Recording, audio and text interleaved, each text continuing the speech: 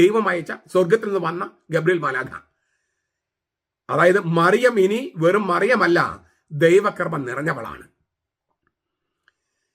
Gabriel മാലാഖ മറിയമേ എന്ന് വിളിക്കുന്നതിന് മുമ്പ് ദൈവകൃപ നിറഞ്ഞവളെ എന്ന് പറഞ്ഞതിനാൽ സഭയും ദൈവകൃപ നിറഞ്ഞ മറിയമേ എന്നാണ് ചൊല്ലുന്നത്. ദൈവകൃപ നിറഞ്ഞവളെ എന്നാണ് തുടക്കത്തില്, മറിയം എന്ന് പിന്നീടാണ്. മറിയം എന്ന വാക്ക് ഗബ്രിയേൽ മാലാഖ പറയുന്നുണ്ട് രണ്ടാമത്. തുടക്കത്തിൽ പറഞ്ഞില്ല, പിന്നീട് പറഞ്ഞു. നമ്മളും പ്രാർത്ഥനയിൽ അങ്ങനെ തന്നെ ചെയ്യുന്നു. തുടക്കത്തിൽ ദൈവകൃപ നിറഞ്ഞവളെ എന്നും പിന്നെ മറിയം എന്നും പറയുന്നു.